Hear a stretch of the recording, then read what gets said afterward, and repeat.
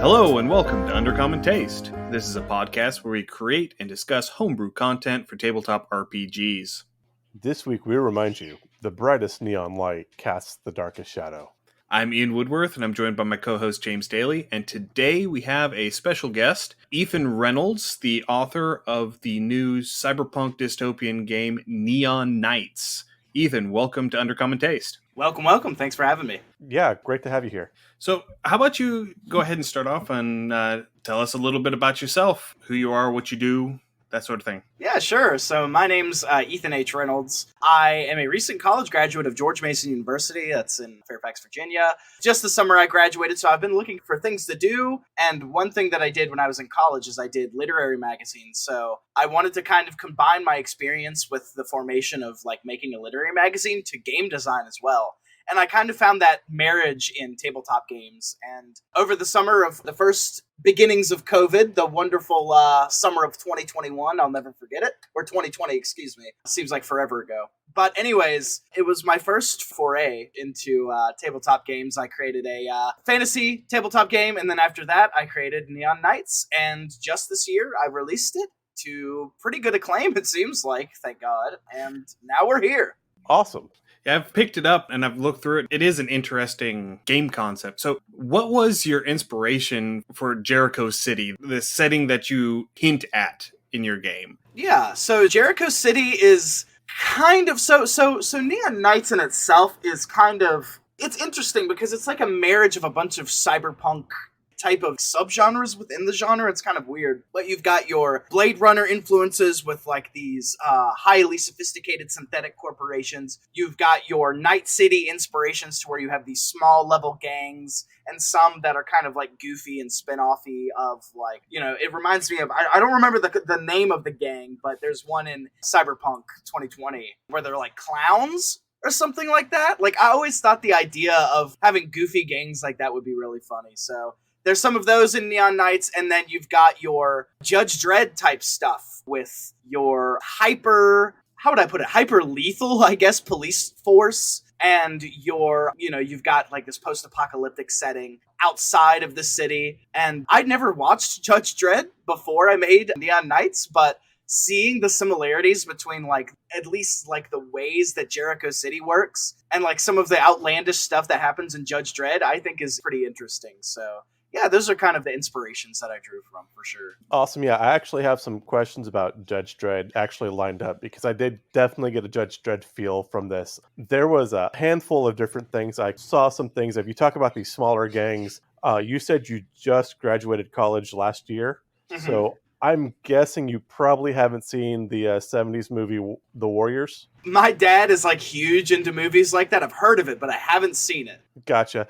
There's various scenes where you've got the smaller New York gangs. It's actually based off a Greek myth of all things, or Greek history, actually, not even a myth. But yeah, you talk about the gangs of clowns. I don't think there's any actual clown outfits, but there is one where they're actually dressed in more or less baseball uniforms, and they do have their face all painted up, and I kind of... Yeah, it kind of, again, has that feel to it. So that's really cool. Yeah, that's awesome. So there are a bunch of other Cyberpunk games that are out and available. You mentioned Cyberpunk 2020. There's the new updated version with Cyberpunk Red from R. Talsorian. You've got games like Shadowrun and Carbon 2185 and Electric Bastion Land that all have, if they're not straight Cyberpunk, they have a very Cyberpunk feel with some other elements added in.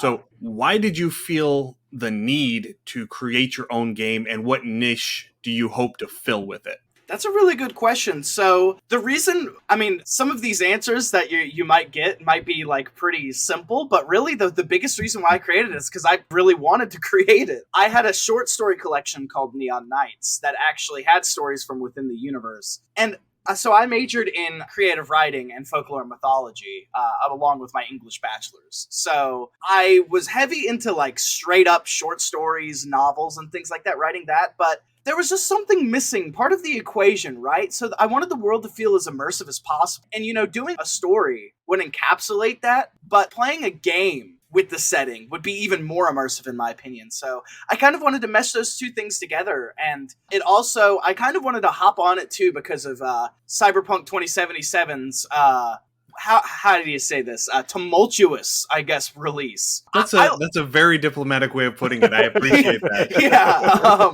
but yeah, I mean, I liked the game enough. Sure, I could. What was it? There was like 5 quests I couldn't complete, so that kind of sucked. But like, it was okay. So I saw that people were kind of wanting, I think, like a new Cyberpunk experience, and my game, as small as it is, doesn't have nearly as much gravitas as like Art Talzorian Games and their Cyberpunk 2077 like 3D massive AAA game that they made. But I thought that it could offer a really cool mixture of like the game mixed in with like rules light tabletop games. I know it sounds really weird, but I wanted it to be a very accessible game, kind of like how 2077 was, mixed in with kind of a little bit of the crunch of like Cyberpunk Red or Cyberpunk 2020.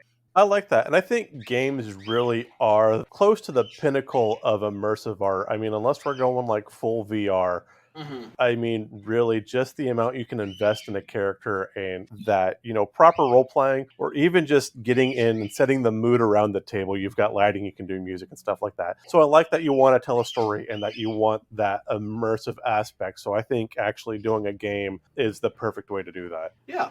And I would agree that there are certain stories where that interactive element is really necessary for it to come to fruition.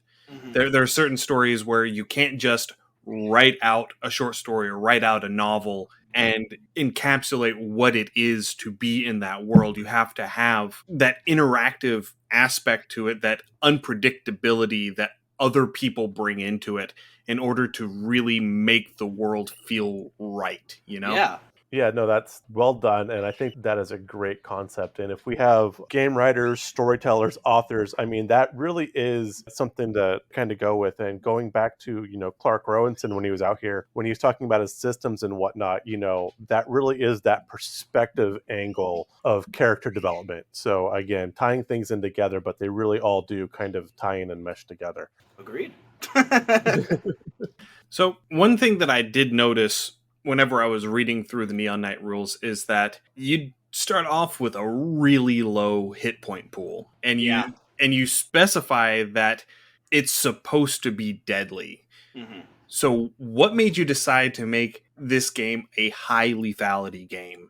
So I think of it, oh gosh, that's a good question. I think it's mostly because of the world of Neon Knights, right? So Jericho City is a city full of hundreds of thousands, if not millions of people. And lives are kind of dispensable or expendable in this universe, right? So in Jericho City, it's a hyper-capitalistic society that puts like goods and services and like corporations as entities over like the general populace, right? So having people be as disposable as like a can of soda, right? With 1d4. I mean, there's literally a weapon. I mean, I think there's, what was it? I think that there's a police baton when you can first pick the game. It's like 1d6, right? So somebody, and that's in real life too. Like if you get knocked up the side of the head with a baton hard enough, you could get your lights knocked out, if not die.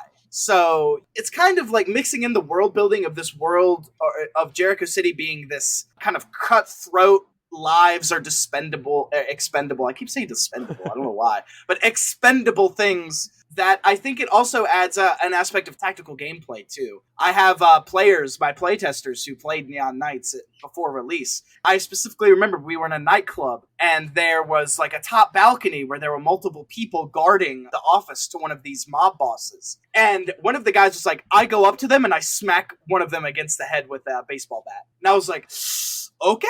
So he does that and he succeeds in killing one of them pretty easy. But then 5 people show up, and they all surround him with guns. So, surrounding one melee fighter with, like, 1d6 pistols doesn't bode well for the character. Let's say that. So, it was kind of funny. I helped them out and told them that tactical gameplay was something that they needed to do. So, I was gracious enough to grant them another chance, and then next session, another chance. And then another chance the next one, but I just can't. I'm a wimp when it comes to character death. I'll be straight up honest. But so, would you say that cowardice is a tactical option in this game? Oh yeah, 100%. There are multiple perks that you can take to run away. So like, yeah, 100%. That's awesome. And you're sitting here talking about how in Jericho lives are disposable or expendable. There's a low set value of life. Then also, you also say you're kind of a wimp, so you kind of like giving your players extra chances. So I kind of get that feel. I understand that. Have you by chance watched the Altered Carbon series on Netflix? No, but I need to. I literally have been recommended that so many times, and people have said it's so good. And the book apparently is amazing too. It's something I need to check out. I did not realize there's a book. Yeah, so I mean, that's great. It's so Philip K. Dick, isn't it? I think so. That makes perfect sense, actually, because it totally has a Blade Runner feel. And I love, there are questions that are asked in Altered Carbon that I absolutely love. Yeah. But with Altered Carbon, everybody basically downloads their consciousness into a chip that sits at the base of the skull. And unless that chip's destroyed, the body can die and you can just be reinserted into a new body. But you do, in that series, have that very similar, okay, so that person dies, so what? I still need this job done type thing. Right. So again, I'm very much getting that dystopian kind of Blade Runner, again, Philip K. Dick, perfect sense, feel mega corporations type thing as well. So, I mean, yeah, you're totally building this. I can kind of draw in from other influences where this is coming from or what fits. So well done. I mean, that is quintessential to the genre of cyberpunk. I mean, that is what makes cyberpunk, is you're telling the story from the perspective of the everyman who is forced to either conform or rebel against these super powerful entities at the top of the food chain that have every advantage over them, and they're just scrounging for the scraps. Absolutely. That is true. I mean, that's the whole impetus behind cyberpunk. That's why it's a punk genre. Yeah, so just a little additive to that. Like, the occupations in Neon Knights kind of tie in with that, right? So you can look in the occupations and you can find, your typical mercenary, assassin, soldier, stuff like that. But there's also office worker, homebody, a farmer. Like, there's literally things out there that literally, like you were saying, like the everyman type feel can like rise above their situation and can do what they want. And that's another aspect that I wanted to highlight in Neon Knights as well. We just have to ask, we do need a Scott Brown Realty Group. It has to happen. That would be great. I got a showing. We're going to have to tag Seth Skorkowski into this now and try and get him on the show because... Oh, that would be amazing. Yes, please. Yeah. Well, he World Build with us got him on, so we might be lucky. Oh, that'd be great. But, I mean, going through, you're talking about the traits and some of these things as we're planning the traits and your skill set you're building up. I love the biomechanical additions, which again is very much a cyberpunk feel to it. And it kind of reminds me, again, an older game, because, again, most of my early gaming experiences, and even still modern, is a lot of the old video games. So the Deus Ex Machina game series has a lot of that. And the way we were just now describing the cyberpunk genre about kind of like the everyman fighting the mega corporation or one way or the other, it kind of ties in too. But the old BioWare game, Knights of the Old Republic, that was actually a Star Wars franchise, has a lot of those good biomechanical upgrades you can get too. And if you really kind of break it down and look at it, Star Wars is almost a cyberpunk in its own right. Yeah, 100%. Yeah, there's certain places. What was it? I think it was Attack of the Clones. I may be wrong, but when they're going after that bounty hunter was it Coruscant or I think remember. It was on Coruscant. Yeah, and they were Anakin was in the yellow fighter thing, and they were going around. That whole city looked exactly like something out of Blade Runner, right? Absolutely. Yeah, I think you're absolutely right. You have these giant properties like Star Wars, even Star Trek, if you really want to do a stretch with the more modern iterations with J.J. Abrams. Or you could even bring it further with something like Dune, and the way that Denis Villeneuve is making like this weird synth type of soundtrack with Dune and or what it seems like, and then like how all of these things are like tying together with the theme of like rising above and biomechanical augmentations with Star Wars. I mean, look at Luke, look at Anakin. I mean, that's literally biotech, right? So right. Yeah. That's interesting. Yeah. And I would definitely say that the original trilogy has a much more cyberpunk feel to it because you are viewing the story from the point of view of the underdogs. Absolutely. And if you wanted to take the prequel trilogy into account, that is a very good perspective of a society that is collapsing into a cyberpunk setting. Oh, Oh, yeah. absolutely, yeah, yeah. Because you do have the Republic at the beginning and some semblance of democracy at least. And then as the storyline progresses, it gets more authoritarian and the Empire ends up becoming this overarching entity that is oppressive to everyone underneath it. Right. Well, I mean, even from the beginning scroll text of episode 1, I mean, the whole thing starts because of a trade dispute, basically overreaching corporate entity trying to blockade a smaller group so they could, corner the market, as it were. Yeah. Right. All right. So James mentioned the traits system that you've got going on in Neon Knights. Your game uses a collective list of traits, lumping together abilities that would be considered attributes like strength and dexterity and intelligence, and others that would be considered skills like bartering and history and sneaking. Mm-hmm. That in other games, like say Dungeons and Dragons, would be separated, and then the skills would be dependent upon the attributes. Yeah. So why did you decide to lump it all together in one traits list as opposed to having an attribute plus skill system?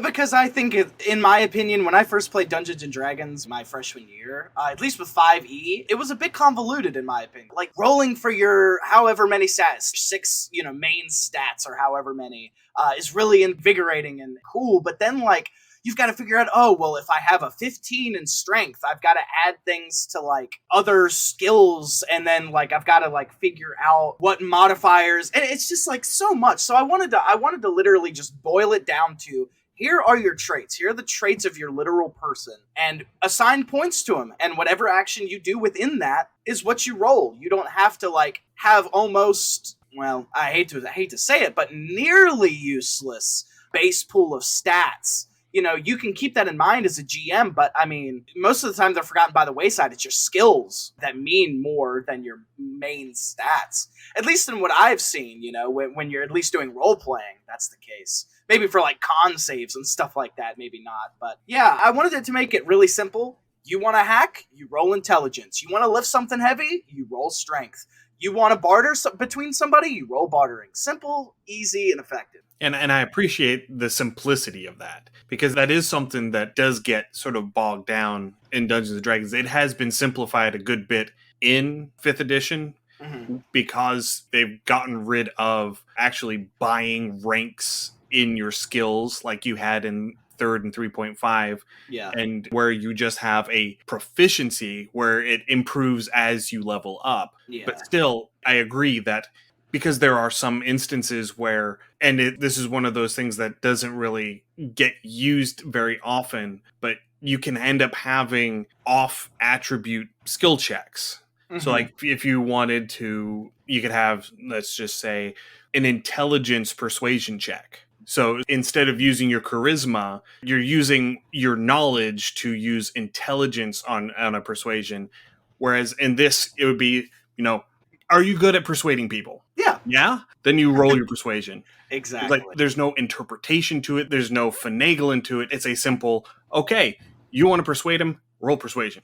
Yeah, and there's even cooler stuff, too, in the perk trees, where you can go to the speech tree, and you can go to these different things like sneaking and intelligence, and you can specify what groups you are good at persuading or being diplomatic towards, and you can specialize in that. Whereas in Dungeons & Dragons or something like that, I mean, you have, like, thieves can't, but that's, like, basically it, or, like, speaking a language that you'll probably never use in-game. Like, that I'm not too into, but, like, having this vast perk tree where you can specifically pick what people you're good with talking to, and like what in specific you're good at talking to people with, it's really intuitive, and I think it's really cool and offers a lot of build variety.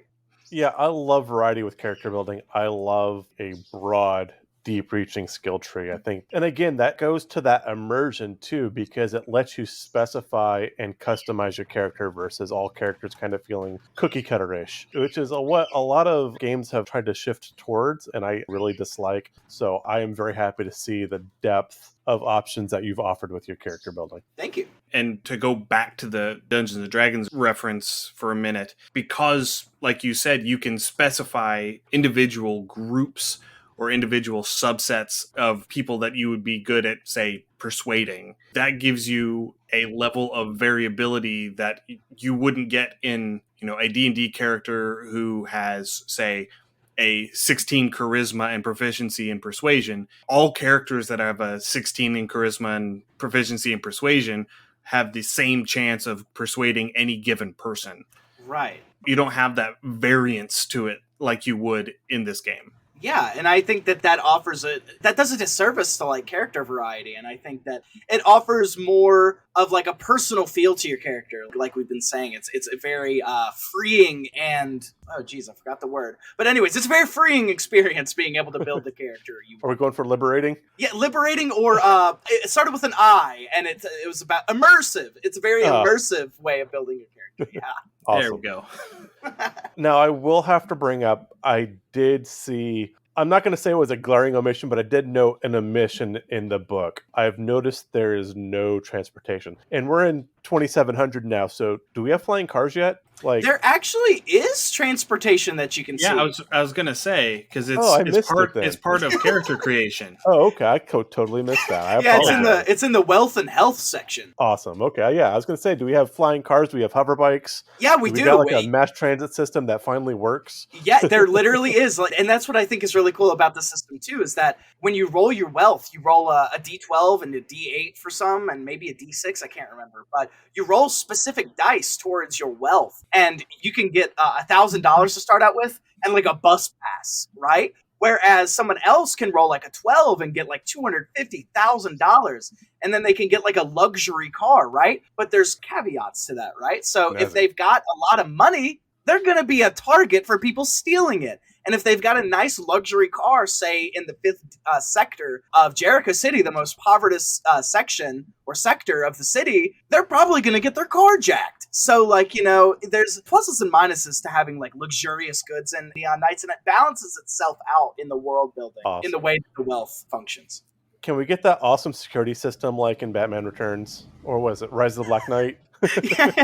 Yeah, that would be maybe you could go to a car mechanic and get that customized. I don't know. Yeah, that'd be awesome. Or James Bond's BMW is either in Tomorrow Never Dies or in Die Another Day. It was one of the Pierce Brosnan ones. Yeah, I know exactly what you're talking about. The one where the guys go to try and break into it and they swing a sledgehammer at it and it bounces off.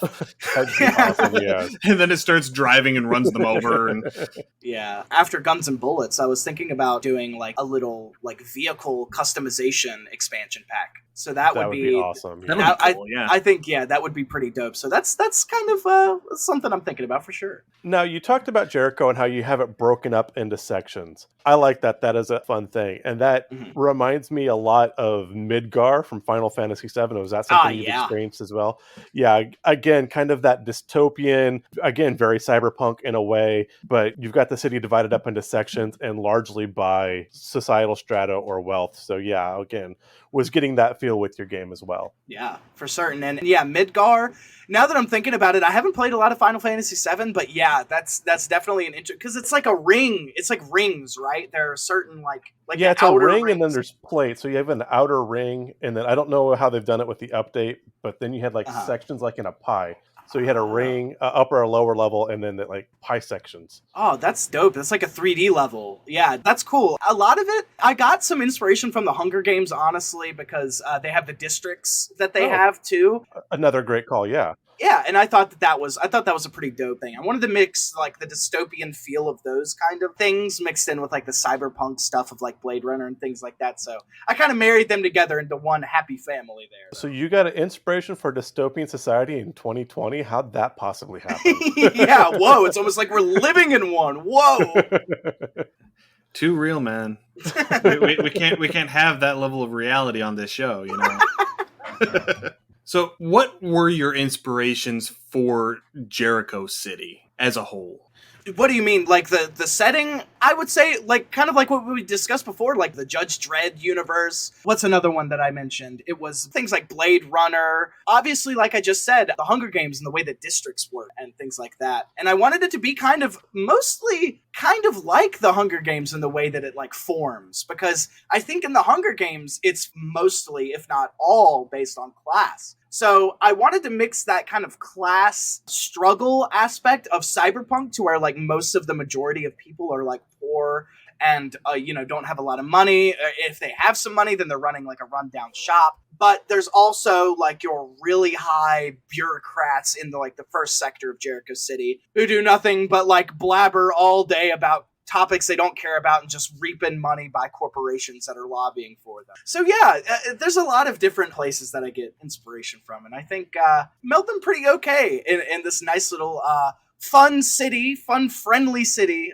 Jericho City. And just reading into the intro, I get the impression that Jericho City is a futuristic representation of the U.S. Eastern Seaboard. Is that correct? Absolutely. Yep, the Great East Coast. Yes. So, I mean, how far does it stretch? What sort of area is it actually covering? That's a good question. I've kind of tinkered around the idea. I leave it ambiguous for now because I cannot tell you a definitive answer. I'm not going to BS, I'll be honest. So I think there's two ways that it could function. One of the ways is that it's a giant city, right? Like absolutely gargantuan, in where it stretches almost the entirety of the East Coast. Similar to Blade Runner's like LA, to where it's like huge. But I wanted this to be, one of the things that I would like it to be is like a country, almost as big as like Europe, the size of this eastern like Jericho City. And then the other one is a city that's like maybe 3 times bigger than New York. Like not the biggest city that you could ever conceive, but pretty large to have a bunch of people in it. So yeah, it's one of the two. I haven't really decided on which one I'd want because both of, really honestly, to me, both of them equal the same outcome. No matter how big the place is, there's always going to be class inequality. There's always going to be corporations that are rolling over these people, right? And no matter how big your city is, if you take as much money as they do from the populace and fund it to the military, your military force can be as big as the United States if you fund most of it through taxes and things like that. So size, I haven't really determined yet, but the function of the city, I think, would function regardless, indeterminate of size. Okay. I can get that feel. And again, that kind of ties back in. I did get a lot of Judge Dredd feel from this. And in Judge Dredd, they talked about the megaopoly or the megaopolis. Mm-hmm. And they were, basically like from Chicago to New York became one giant city, that whole radial area. And you had others. So are there other cities in this world, or is it just Jericho currently? Yeah, so there are other cities. Well, in the US, good question. We might discover that in an expansion later on. Because, yeah, I was actually going to lead, because if there was other cities, I was going to ask if you were considering an expansion, because I could see this leading itself to like a syndicate crime group, kind of like the Mafia or the Yakuza. Yeah. And in which case you could probably have 2 different playing parties at one point kind of interact, which I think would be a load of fun for both groups. Because, I mean, maybe they're working for not a single goal, but there is a single target that they are both trying to outmaneuver each other for. I think that would be a really fun, huge scenario to do, but it'd be a lot of fun. Yeah, there definitely might be some cities out there in the United States, but they're not as big as Jericho City, I will say. They won't be as big, but there are challenging, like, in size, megacities all across the planet. So you've got one in Russia, you've got one in Japan, you've got one in China, you've got one in South America, and there's, I think, 7, but I can't think of the other ones right now. But the big players, the really big players in the world are Lin Shay, which is the one in China, Jericho City, of course, and then I created the damn name, but I can never pronounce it. It's like Dyarakska, I think is how you pronounce it, but that was the one in Russia. And currently, as of 2700, Jericho City and Lin Shay are in a war in both the Great Wastes of outside Jericho City, so in the United States, and also across the sea in China. So, and it's really cool, too, because it's kind of like wars that happen nowadays, because the wars in the United States aren't on our home turf, right? They're fought overseas in a distant land. And that's kind of what the wars in, like, Jericho City and Lin Shay are like, because there are these wars that are fought in the Great Wastes and lands that are nothing like the city. And the general populace doesn't care because they don't see any of it. So they're like proxy wars? Yeah, they're 100% proxy wars. Wars to generate profit, wars to create new technologies, military-industrial complex, things like that, 100%. And the war's been going on between Lin Shaye and Jericho City basically ever since the two megacities communicated with each other. So, yeah, I like the idea of multiple cities across the world, and also in the United States and even Canada. So, yeah. Good deal. I like it, yeah. So whenever you go through the rule set that you have for Neon Knights, you've left a great deal of the rule set up to GM fiat, including things like the duration and difficulty of resisting things like status effects. So why did you decide to leave so much up to interpretation rather than giving a hard and fast, here's how you do it rule set? Because I'm a big believer in the rule of cool. I really dig that rule, and I didn't want to create this massive, heaping, gargantuan piece of literature that you'd have to search through for hours trying to get all of the mechanics down. As of 1.4, a status effect, depending on what they are, willpower or mental fortitude. Very simple. So, you've got things like how do you want to handle your world stats? That's probably the biggest, GM handling thing, because world stats are completely role-playing based. They have nothing to do with your actual, combat or anything like that. So I left things like, the size of Jericho City, whether there are cities inside of the United States, and what are some other things? Other things I can't think of that are kind of open-ended. I wanted to do that because I wanted their Jericho City to be their Jericho City. And I wanted their campaign to be their own. I didn't want to basically create the same game over and over again, where, you meet in a tavern, or, you meet in a nightclub, and we have crazy bad hackers or a bad gang, oh boy. No, I want there to be, for example, for the campaign that I'm doing, they're literally going in one of the Indigo Towers, which Indigo is one of the biggest corporations in Neon Knights. And there's this mega tower in this version of Neon Knights, to where there's this giant, almost Castle Wolfenstein, cyberpunk mega tower that they're trying to go through. And inside of the mega tower, there's this mega Godzilla that's being created, and they've got to find a way to stop it from wreaking havoc on the main city of Jericho. So I want that to be the world that people create. I don't want it to be this strict. Some people, well, I haven't personally met anybody, but people that are I only want the Forgotten Realms canon to be in our games. I'm no, that's not how you play a role-playing game. You play a role-playing game by having the Play-Doh, right? So you have the Play-Doh, and then you make it into what you want. So you have the base, and then you form it to what game, what systems, and then what lore you want it to be. So you play a role-playing game by playing the roles? I know. Whoa, that's crazy. Mind blown.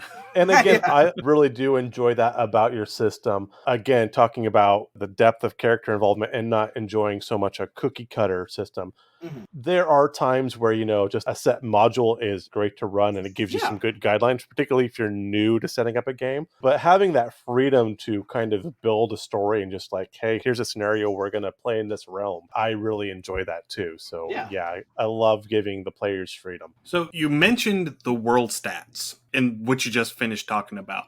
Uh-huh. Can you go into a little bit of detail on what these world stats are, how they work as a storytelling guide, so to speak? Sure. So, for example, when you create your character, I forget how many points you get. I think you get 8 points starting out, put into your world stats. You got 8 points, 1 to 10, and that depends. Going from that scale, there are certain degrees on which, the environment is impacted from you. So, 1 to 3 is none or even a negative impact on the world. And then, 4 to 6 is, kind of a medium. And then, 6 to 9 or 7 to 9 is, a pretty large impact on the whole of Jericho City, and people know you and what you're about. And then 10 is the entire world knows about you. And I wanted to make that a thing because people sometimes want to create crazy characters. One of the ones that one of my characters made was a character named Billiam Clinton, who was a descendant of Bill Clinton.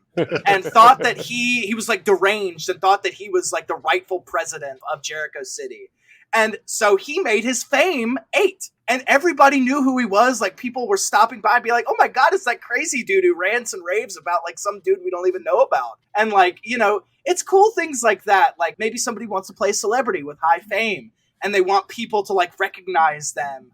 and like sign autographs about them. And then that also adds a sense of suspense to where people know about them and they know about their lives, so they're more keen on maybe doing harm to them. And then, like, maybe somebody who has, like, a high public fear stat has done something horrible in the past, or is, like, this really prolific gang member. And people are like, oh, my God, I heard about him on the news. That guy's, like, really scary. Or, like, you have a high sense of style, and you roll into a place of people like, whoa, look at that guy. That guy's stunting, you know? Like, things like that, I think, add yet another layer of originality and kind of personability to your character that I think is really cool in the hands of a good GM. If you employ those aspects, you can have a really, really fun and chock-full world that makes your characters feel special in their own ways, you know? Yeah, I love that entire thing you described. While immersive and awesome, I absolutely love. It's just something charisma in a lot of games. So again, Yeah. I love that you gave that another outlet. And again, you've added so much flavor to your world with that. Thank you. I have one more question. Absolutely. So, do you have plans to flesh out Jericho City, possibly even making adventure modules that take place there? Absolutely. So there's multiple things that I have in store. So the first expansion, the Guns and Bullets expansion, which you can find a little hint of at the end of version 1.4 edition. You can see that there's an expansion that's going to come out September 24th. It's going to be chock full. So the catalog, Guns and Bullets Arms and Armor catalog, is about these two failed merchants in Sector 4 of Jericho City, which is like the second poorest sector. And they got raided by the Jericho City Police Department, and their place was bombed by the police department. So they're shit out of luck. They can't really do anything. So they basically created flyers to post around the city, and they got 4 people, probably that aren't of the most sane of mind, to sell stuff in the catalog. And the catalog is full of really fun and unique weapons, armor, items, perks even that you can learn that the characters that you create can play as. And past Guns and Bullets, obviously there's going to be a second edition of Neon Knights sometime soon. Well, sometime soon, probably in the next few years. And yes, it will be fully fleshed out. My idea is that there will be maps, there will be all new original artwork, systems will be more fleshed out. The graphic designing will be a bit better. It won't be in Canva. It'll probably be in something like Affinity or InDesign. And then, yeah, we'll also have more lore that comes out. And also, to add on that, something that's been really special about this game is that it's only released like a couple...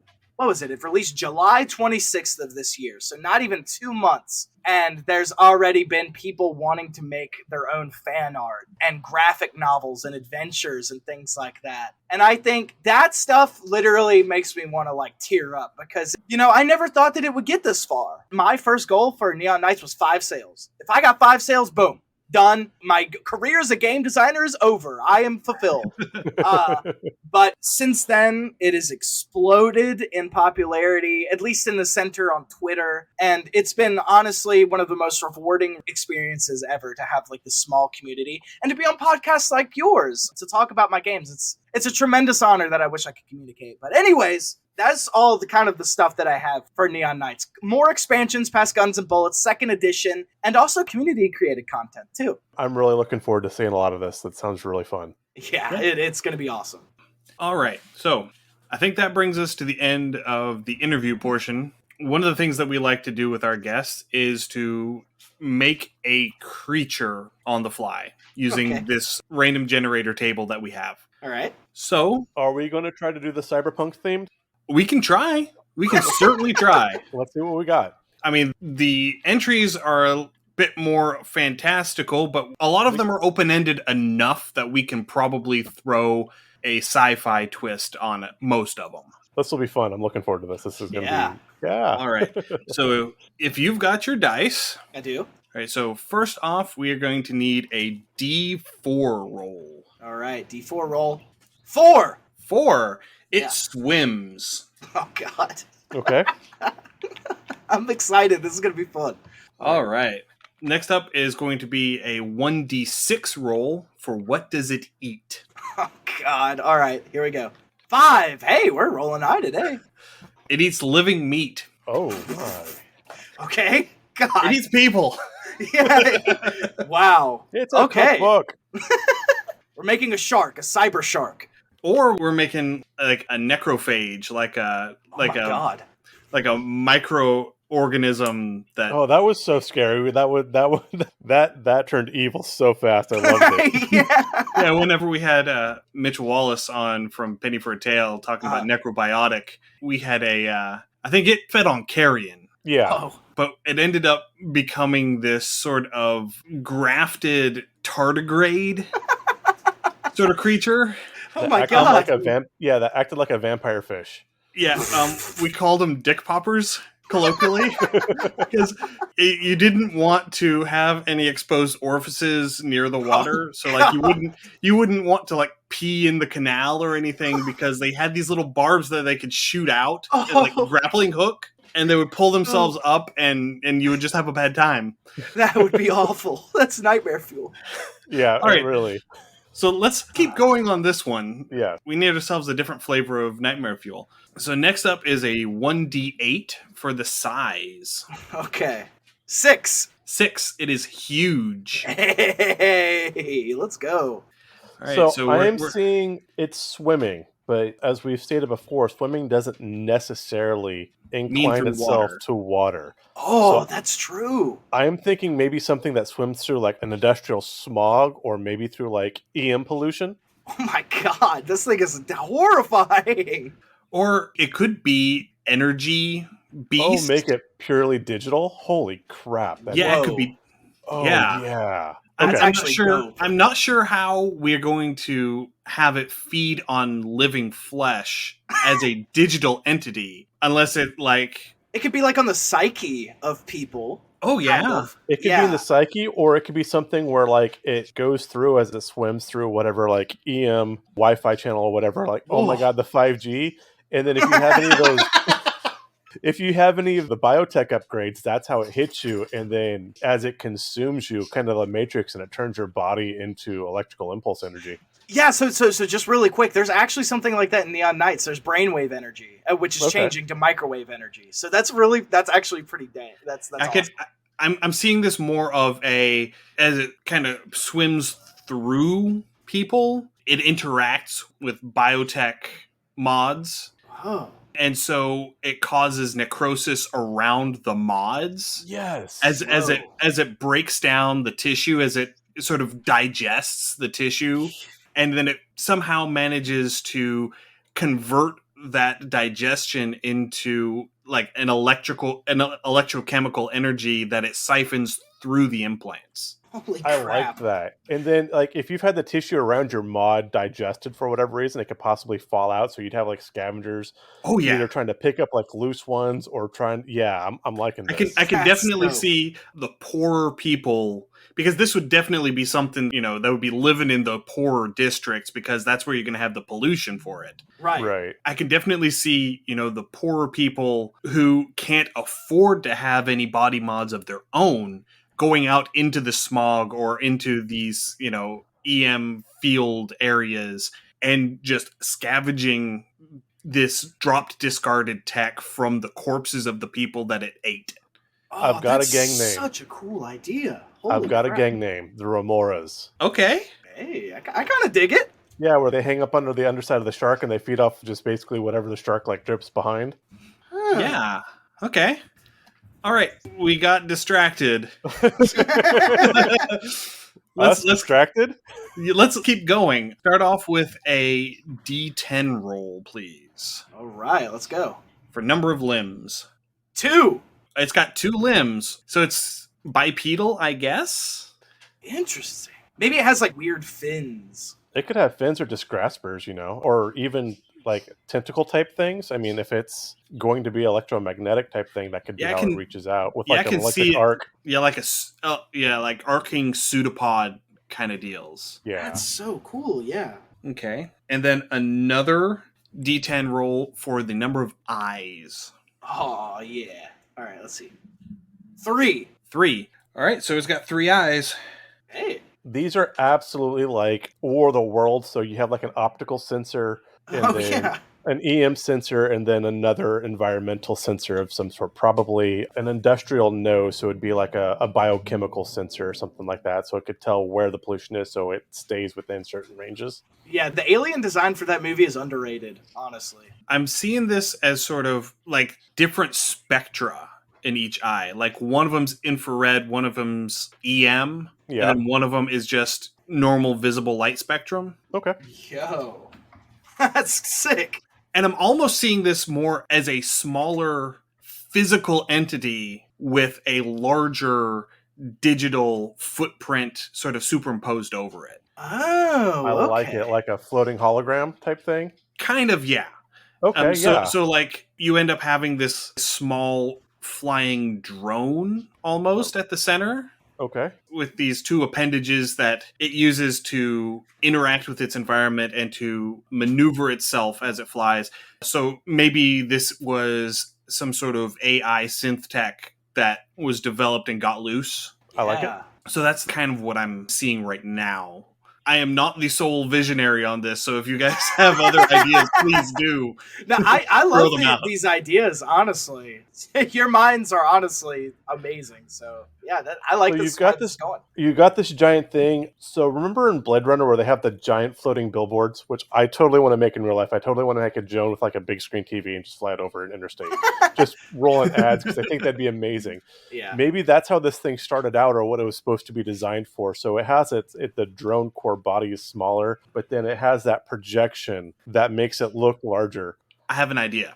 Okay. So, yes, it started off as that, and that is the base mechanical form of it. But what got loose was not actually a synthetic tech thing, but an AI. And this was the only platform it had available to it when it got loose.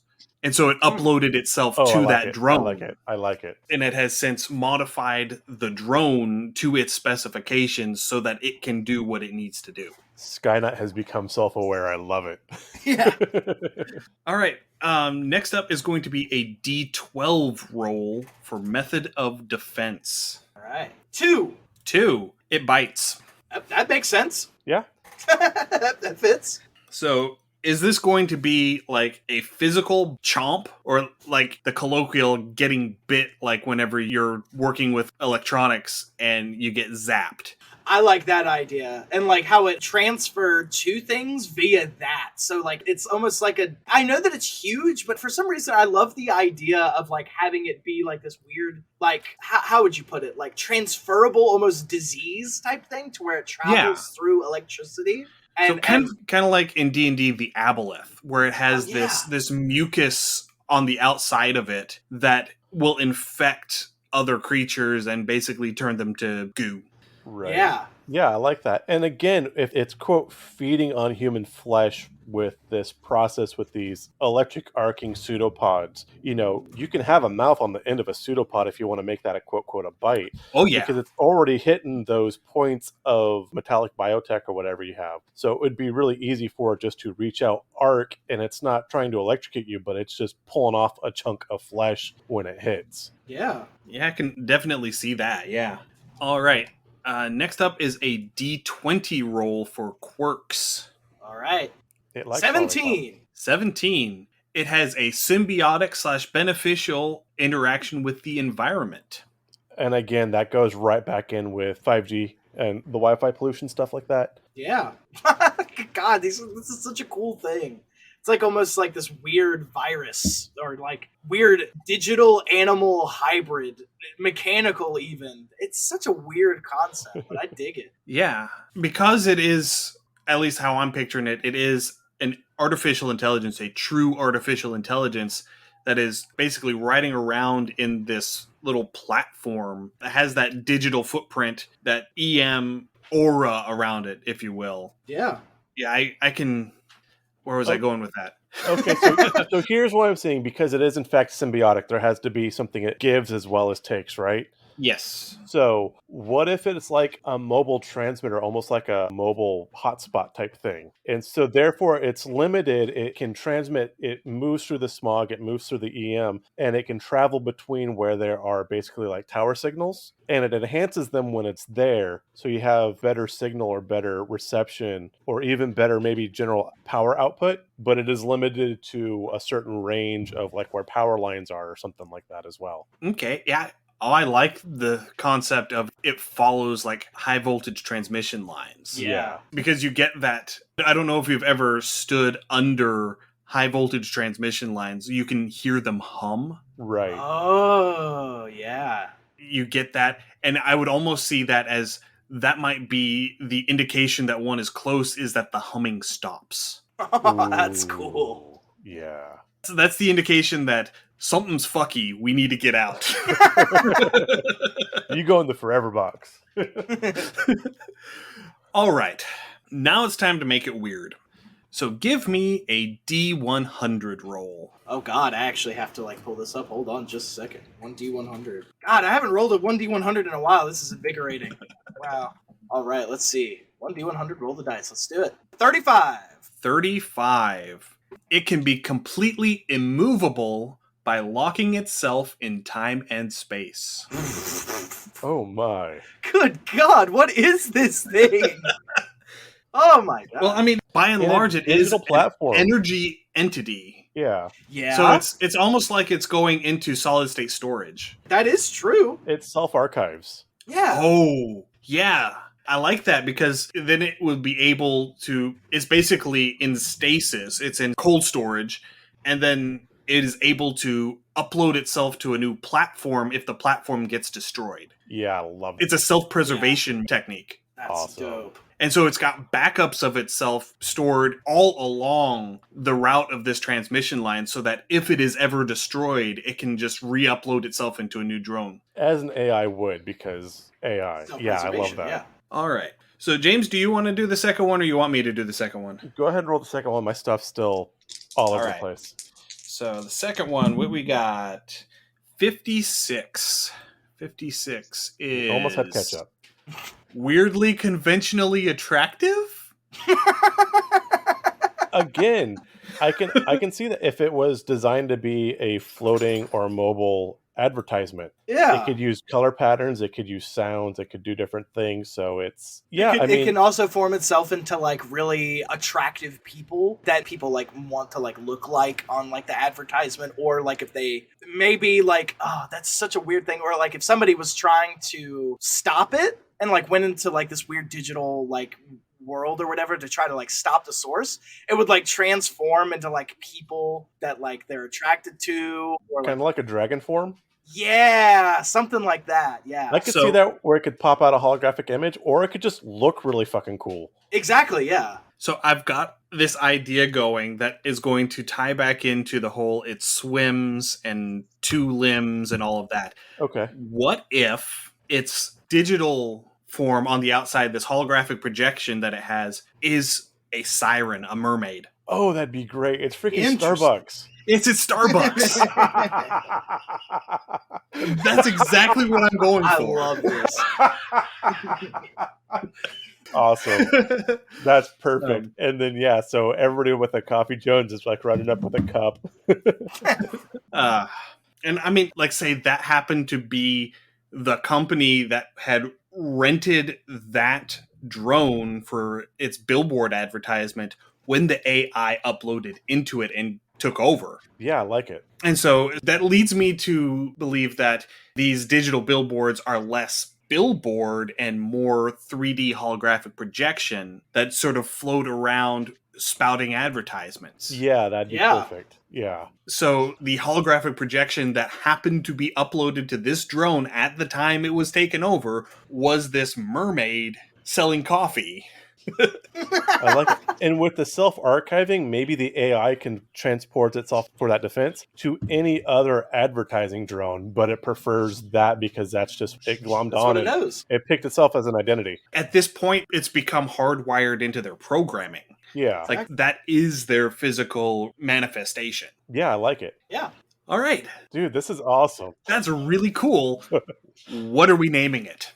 Oh God. You know what? You had it. It's the Siren. I was going to say, Yeah. the Siren. I think that's really good. Wow. I never thought that this is where we would go with that. That's so I cool. didn't either, but it's super cool. Yeah. All right, so just to recap, so our creature is called the Siren.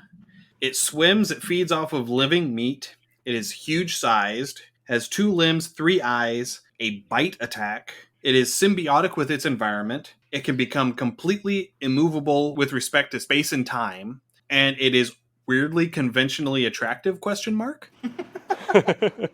I love it. I like it, yeah. Yeah, that was a ton of fun. That really was. This is always my favorite part of these interviews is getting that creative outlet going. Absolutely. Because our guests are all so varied and you all bring such different perspectives that this was a ton of fun. Oh yeah, and y'all really took the stage with that. I was just enamored, like, and most of it I was really thinking about like how I could make it into my own campaigns and like maybe like future Neon Knights creatures and stuff like that. I thought please feel free to take it. Take this and run with it. Okay. You are an equal part collaborator on this. Take this and run with it. Sounds good. All right.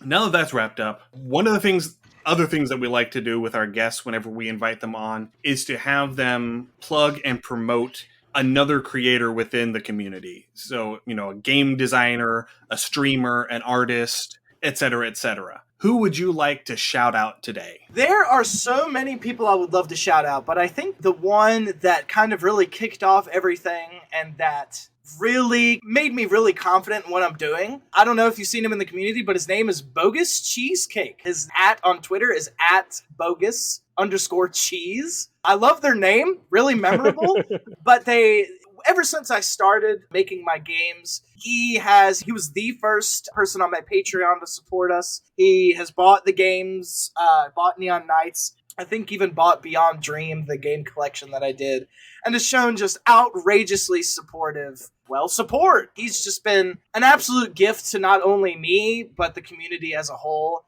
And his follower count is criminally under what it should be. So if y'all could check Bogus Cheesecake out, please do. They're creating Bolarius, which is a cool, like, steampunk whaling game, which is Yes, I think I remember seeing them on a self-promo Saturday. Yeah, it's so cool. We may already be following them. If they're not, then by the time this recording is done, I'm gonna go and do it. Oh yeah, please do. Not only are they really kind, but they've also got a lot of talent, and they're still working on the game, so maybe showing them some love and some hype towards the game would help them out a lot. But yeah, they've been a gift. And there's a bunch of people that I would like to shout out, but I'll save that for another time I'm on the podcast, maybe. Okay, that's perfectly legit. All right, so now it's time for you to plug you, because that's kind of the reason why we invited you on, is so that you could promote yourself and your stuff. Mm-hmm. So have at it. All right, I will. Really short, you can catch me on Twitter at Ethan H. Reynolds. You can also follow my Patreon by the same name. I also have a writing page at thelorisatlas.com that you can check out all of my old works and sometimes see some blogs from me. I might do some more in the future. I'm also selling merch on Redbubble. I just created yesterday that I'll be adding. So that's Reynolds Corp, ironically enough, on Redbubble. And then what else do I have? You can go to my Twitter to find my link tree for everything else, like Beyond Dream, a game collection that I've done. You can find that on itch.io, DriveThruRPG, yada, yada, yada. And Neon Knights, of course, which is on itch.io, DriveThruRPG, and my Ko-Fi. Go check those out. And if you do buy the game, please feel free to reach out. Tell me how you liked it. See if there's any spelling errors, because I hate those sons of guns. And I'd be more than happy to tweet or, highlight your comments and stuff like that. So yeah, that's basically all that I got. All right. Well, Ethan, thank you very much for coming on and joining us today on Undercommon Taste. Yeah, this has been a ton of fun. You're very welcome. And thank you, everyone, for listening today. If you have any comments, suggestions, or ideas for future episodes, please send us an email at undercommontaste@gmail.com or send us a direct message through our Twitter account at UCT Homebrew. I'm still doing my Shakespearean Insult Page a Day calendar-inspired roleplay prompts 6 days a week. They go on the Twitter account and get cross-posted to the Instagram and Facebook accounts at Undercommon Taste. We're also on Patreon, patreon.com/Undercommon Taste. So if you would like to help support the show financially, please come over and consider becoming a patron. You can find our podcast wherever you find your podcasts. As always, give us a rate and a review. This helps increase our visibility, and it lets us know what you want to hear more of. Thanks once more for listening. Stay safe, and we'll see you next week. Happy gaming. Thank you for joining us for another episode of Undercommon Taste. If you enjoyed what you heard, please pass it along to your friends. If you have comments, suggestions, or ideas, you can email them to us at undercommontaste@gmail.com. If we like your idea, it may make it into a future episode. You can find us wherever you find your podcasts, and we would greatly appreciate any likes, ratings, and comments you could provide. Find us on social media. We're at Undercommon Taste on Facebook, Instagram, and YouTube, and on Twitter at the handle at UCTHomebrew. If you would like to help support the show financially, please visit our Patreon page at patreon.com/undercommontaste. Our theme is Massacre Anne, written and performed by Mary Crowell and used with permission. You can find her online at marycrowell.bandcamp.com or on Patreon at patreon.com/Dr. Mary C. Crowell. Thanks again for listening, and stay safe. You'll hear from us again soon.